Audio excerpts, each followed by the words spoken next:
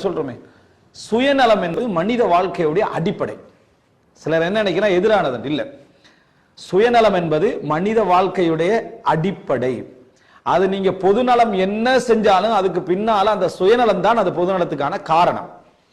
அந்த சுயநலம் தான். நல்ல முறையில தர்மம் செய்யுங்க என்று சொன்னா அதுக்கு பின்னால நான் எப்படியாவது சொர்க்கம் போயிடணும் என்றதுதான் அதுல இருக்கும். நான் சொர்க்கம் போயிடணும், நான் நிறைய தர்மம் செய்யறதன் மூலம் யா அல்லாஹ் என்ற பாவங்கள் என்ன செஞ்சிடணும், மன்னிக்க. நான் நிறைய தர்மம் செய்யறது மூலம் இவரது பாவம் மன்னிக்கப்படணும் யாரும் என்ன செய்யறது இல்லை, நினைக்கிறது இல்லை. அதுக்கே நான் தர்மம் செய்யணும் தான் நினைப்பாங்க. நான் தர்மம் செய்வதன் மூலம், நான் அமல் செய்வதன் மூலம் எப்படியாவது நான் போயிடணும். அடுத்த கட்டம் தான், அதாவது நீ சொர்க்கமா நான் சொர்க்கமான்னு வந்ததுல அதுல தாயோ தம்பியோ அண்ணனோ இருந்தால் என்ன செய்யும், ஒதுக்கிடுவோம். யௌம யஃபிருல் மர்உ மின் அஹி வ உம்மிஹி வ அபி வ ஸாஹிபதிஹி வ பனி லிகுல்லி இம்ரிஇன் யௌமஇதின் ஷஅனு யுக்னி. தந்தை தாய் எல்லாரையும் விட்டு என்ன செஞ்சிருவாங்க, ஓடிடுவாங்க. எதுக்காக வேண்டி, நரகத்திலிருந்து தப்புவதற்காக. அந்த நாள் வர முன்னாலதான் அல்லாஹ் தஆலா இங்கே வச்சு என்ன சொல்றான், கூ அன்ஃபுஸக்கும் வ அஹ்லீக்கும் நாரா, உங்களையும் உங்கள் குடும்பத்தை நரக நெருப்பை விட்டு பாதுகாத்துக்கங்க. மறுமை நாள்ல லா உக்னி அன்கும் ஷைஆ, ரசூல் ஸல்லல்லாஹு அலைஹி வஸல்லம் சொன்ன மாதிரி உங்களுக்கு எதுவுமே நான் என்ன செய்ய முடியாது, செய்ய முடியாது என்ற மாதிரி. எனவே சுயநலம் வாழ்க்கையுடைய ஒரு இயல்பு. அல்லாஹ் தஆலா குர்ஆன்ல சொல்றான், அலைக்கும் அன்ஃபுஸக்கும் லா யதுர்ருக்கும் மன் தல்ல இதா ஹததைத்தும், உங்களை நீங்கள் கவனித்துக் கொள்ளுங்கள். வழி தவறியவர்கள் வழி தவறுவதனால அது உங்களை பாதிக்காது, நீங்க நேர்வழியில் இருந்தீங்கன்னா. எப்படி குர்ஆன் வசனம், அலைக்கும் அன்ஃபுஸக்கும், உங்களை நீங்கள் கவனித்துக் கொள்ளுங்கள். லா யதுர்ருக்கும் மன் தல்ல இதா ஹததைத்தும், நீங்க நேர்வழியில இருந்துட்டீங்கன்னு சொன்னா வழி தவறியவர்களால உங்களுக்கு என்ன பாதிப்பு இல்லை. மனிதன் இறுதி நிலை அப்படித்தான் வரணும். இறுதி நிலை எப்படி இருப்பான்டா, சொல்றத சொல்லிட்டே மற்றது உங்களுக்கு. மனிதன் எப்பொழுதும் சுயநலமானவனாகத்தான் இருப்பான்.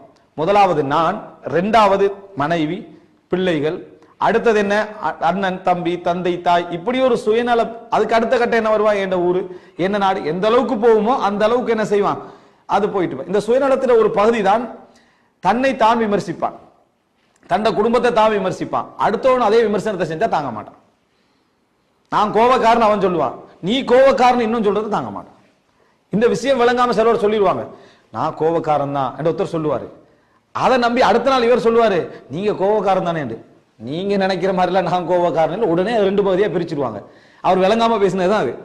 ஒருவர் தன்னை விமர்சிக்கின்ற பொழுது அவர் தைரியமா யோசிப்பாரு, என்ன காரணம், நான் என்ன விமர்சிச்சுக்கிறேன், நான் என் குடும்பத்தை விமர்சிப்பேன், நான் என் பிள்ளையை விமர்சிப்பேன். அதே சப்ஜெக்டை அதே மாதிரி இன்னொரு விமர்சித்து அவன் தாங்க மாட்டான். அவன் இயற்கையிலே அவனுக்கு தாங்க முடியாத ஒரு நிலைவன் என்ன செய்யும், வரும். இதுக்கு பேர் சுயநலம், செல்ஃபிஷ்னு சொல்ற. இது இருக்கணும் வாழ்க்கையில, அதுதான் ஈகோன்றது. பிழை அல்ல, இப்படி இருக்கிறது என்றது பிழை அல்ல. இந்த பிழை அல்ல என்பதுதான் ஈகோவுடைய வளர்ச்சியில நம்ம உணராம போற இடம். இது இயல்பான நிலை. இந்த இயல்பான நிலை உங்கள்கிட்ட இருந்தால் தான் நீங்க உழைக்க முடியும், வாழ முடியும், இபாதத் செய்ய முடியும், மற்றவர்களோடு தைரியமாக பேச முடியும், உங்களை நீங்க சரியா அடையாளப்படுத்திக் கொள்ள முடியும், நம்பிக்கையோடு இருக்க முடியும், லீட் பண்ண முடியும், தலைமைத்துவத்தில் இருக்க முடியும், தாங்க முடியும். எல்லா சக்தியும் வருவதே ஈகோ இருந்தால்தான், சுயநலம் இருந்தால்தான். செல்ஃபிஷ் என்றது ஒரு பகுதி இருந்தால்தான் அதெல்லாம் என்ன செய்யும், எங்களால இருக்க முடியும். இல்லாது விட்டால் முடியவே முடியாது. இன்னும் சொல்ல போனால் இதனுடைய ஒரு பகுதி தான், அதாவது எங்களை நாங்களே ரசித்துக் கொள்வது, எங்களை நாங்களே ரசித்துக் கொள்ளக்கூடிய ஒரு தன்மை என்ன செய்யும் வரும். இதுல நான் அதாவது மிதமிஞ்சி போற சில உளவியல் பிரச்சனைகள் என்று பேசப்படுற பகுதிகளை நான் இங்க பேசல. ஆனால் நம்ம இயல்புல நிலை என்னன்னா, எங்களை நாங்களே நம்பக்கூடிய அந்த நிலைக்கு பேர் தான் ஈகோ என்று சொன்னாலும் சரி, அல்லது சுயநலம் என்று சொன்னாலும் சரி, தன்முனைப்பு சிந்தனை என்றாலும் சரி, இதெல்லாம் அதுதான். எனவே இது முதலாவது நம்ம புரிஞ்சு கொள்ளணும், இது இருக்கணும். முதல் அம்சம் இந்த பகுதி இருக்கணும்.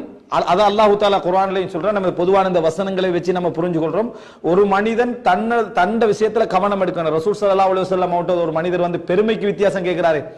ஒரு மனிதன் தனது முடி அழகா இருக்கணும், இந்த டிரெஸ் அழகா இருக்கணும் விரும்புறாரு, செருப்பு அழகா இருக்கணும் விரும்புறாரு. இது பெருமையா அல்லாஹ்வின் தூதரே என்று கேட்டாங்க. ரசூலுல்லாஹ் என்ன சொன்னாங்க, இல்ல அது பெருமை இல்ல. பதருல் ஹக் வ கம்துன் நாஸ், மக்களை வந்து இழிவாக நினைத்தலும் உண்மையை மறைத்திருந்தா என்ன பெருமை என்று ரசூல் ஸல்லல்லாஹு அலைஹி சொன்னாங்க. பெருமைக்கு வரைவிலக்கணம் சொல்ற டைம்ல அதை சொன்னாங்க.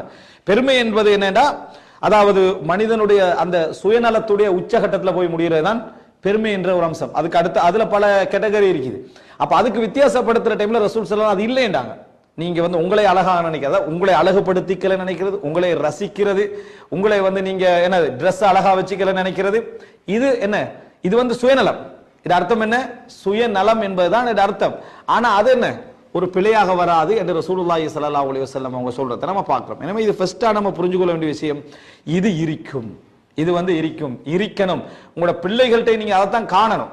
உங்களோட பிள்ளைகள்கிட்டையும் சிறிய வயதுல பெற்றோர்கள் புரிஞ்சு கொள்ள முடியாம போற பகுதி அது ஒன்றுதான்.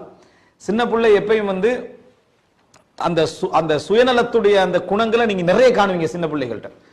சுயநலத்துடைய குணங்கள் அவன் வந்து பக்குவப்படுத்தப்படுவான். வயசு போக போக போக பக்குவப்படுத்தப்பட்டு சுருங்கி நல்லா வயசாக நேரத்தில் ஒண்ணுமில்லாத நிலைக்கு என்ன செஞ்சிருவான், போயிடுவான். ஆனா சின்ன வயசுல என்ன செய்வான்னு சொன்னா அவ்வளவுக்கு ஒரு அதை வந்து அவன்கிட்ட அந்த இது இருக்கும், தான் என்ற தன்மையோட என்ன செய்யும் இருக்கும். அது வந்து நம்ம தெரியாம என்ன அதுக்கு பல பேர் வச்சிரும். ஆனா அப்படி இருக்கும், அந்த குழந்தைகிட்ட அது இருக்கும். அது இருந்துதான் என்ன செய்யும், வளரும். அது இப்படி இருக்கக்கூடிய இந்த தன்மை மனிதனுக்கு நல்லது, பொருத்தமற்றதல்ல.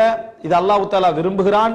அதான் ரசூல் ஸல்லல்லாஹு அலைஹி வஸல்லம் சொன்னாங்க, இஹ்ரிஸ் அலா மா யன்ஃபஉக், உங்களுக்கு பிரயோஜனம் தரக்கூடியதுல ஆர்வமாக இருங்கள் நாங்க சொன்னாங்க. புகாரி முஸ்லிம்ல வர செய்தி, இஹ்ரிஸ் அலா மா யன்ஃபஉக், உங்களுக்கு பலன் தரக்கூடிய விஷயத்துல நீங்க மிகவும் ஆர்வமாக இருங்கள். அதே போல என்ன, அதாவது வலா தஅஜிஸ், எப்பயுமே இயலாது என்ற முடிவுக்கு வந்துடாதீங்க.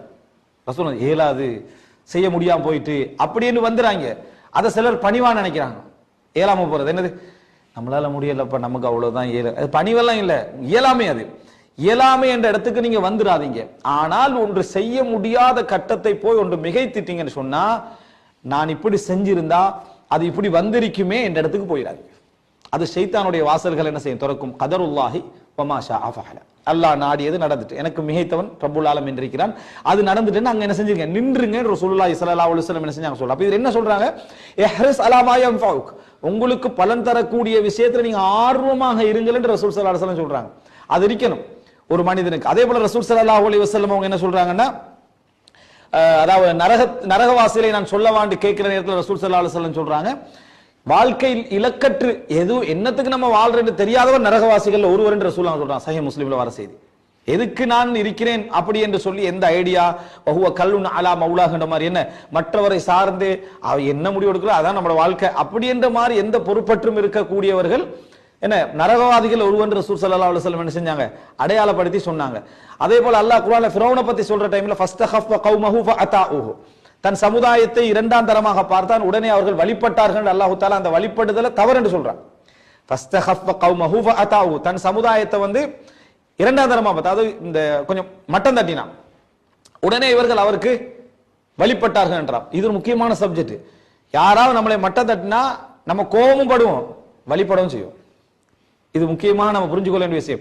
நம்ம எந்த அளவுக்கு தட்டுறோமோ அதான் அந்த சில கெட்ட தலைவர்கள்ட்ட குணமா என்ன இருக்கும்னா, மட்டம் தட்டுறதே தான் குணமா இருக்கும். கம்பெனி மேனேஜர் மாதிரி பெரும்பாலான குணம் கீழே தெரிஞ்ச விஷயத்தை நமக்கு தெரியாதுன்னே சொல்லி கண்டிப்பான். உங்களுக்கு இது விளங்காது, உங்களுக்கு இது சரி வராது, அப்படி சொல்லிக்கிட்டே இருப்பான். நமக்கு ஈஸியா செய்ய முடிந்த விஷயமா இருந்தாலும் இவன் அதை இப்படிதான் செய்யணும் கூப்பிட்டு வச்சு அப்படியெல்லாம் சொல்லி தருவான். நமக்கு கடுமையான கோபமா இருக்குது, இவ்வளவு தெளிவான விஷயத்தை நமக்கு சொல்லி தாரானே என்று. அதனால நம்ம என்ன நினைச்சிடறோம்டா, இதுல ஏதாவது டிஃபரெண்டான ஒரு விஷயம் இருக்கும் போல அவனுக்கு நம்ம ஃபாலோ பண்ண ஆரம்பிப்போம். புதுசா ஒருத்தர் துபாய்க்கு வரான்னு வைங்களே, துபாய் இப்படித்தான் பிரச்சனை கூடியது அப்படி கூடிய எப்படி என்றெல்லாம் சொல்லி முடிச்சுட்டு ஏதாவது இருந்தால் எனக்கு ஒரு கால் பண்ணுங்கன்னா முழு கோல் நம்ம யாருக்கு அடிப்போம், அவருக்கு தான் கால் பண்ணுவோம். நம்மளே கீழே போட்டார் தானே உடனே அவரை ஃபாலோ பண்ணிடுவோம். நம்ம கீழே போட்டோம்னா உடனே அவரை ஃபாலோ பண்ண ஆரம்பிச்சிருவாங்க. உங்களுக்கு விளங்காது, உங்களுக்கு சரி வராது, தெரியாது, எதா இருந்தாலும் எனக்கு ஃபோன் பண்ணுங்க, டீட்டெயில்ஸ் சொல்லுங்க, நீங்க ஃபோன் பண்ணுங்க நான் சொல்றேன் அப்படின்ட்டு போயிட்டோம்னா நமக்கு என்ன பிரச்சனை வந்தாலும் அவரை தான் ஞாபகம் வரும். அதான் ஃபஸ்தஹஃப கௌமஹு ஃபஅதாஊஹு, தன் சமுதாயத்தை இரண்டாம் தரமாக பார்த்தா உடனே இவங்க என்ன செஞ்சாங்க, ஃபாலோ பண்ணினாங்க. என்றைக்கு அவனுக்கு தன்னம்பிக்கை இருந்து நீ சொல்ற அளவுக்கெல்லாம் இது ஒரு பெரிய தேவையெல்லாம் இல்லை, நான் பார்த்துக்கிறேன் இருந்தா அவனை வழிபற்றிக்க மாட்டான், அவனை வழிபற்றிக்க மாட்டான். உங்களுக்கெல்லாம் விளங்காது, உங்களுக்கெல்லாம் சரி வராது, உங்களுக்கெல்லாம் தெரியாது என்ற பின்னால நம்ம என்ன செஞ்சிருவோம், அப்ப இவட்ட தான் நம்ம என்ன செய்யணும், கேட்கணும் என்ற இடத்துக்கு என்ன செஞ்சிருவோம், வந்து விடுவோம். எனவே முதலாவது பகுதி புரிஞ்சுக்கணும், தன்னம்பிக்கை வாழ்க்கையோட அத்திவாரம். அது வந்து ஈகோ தான்.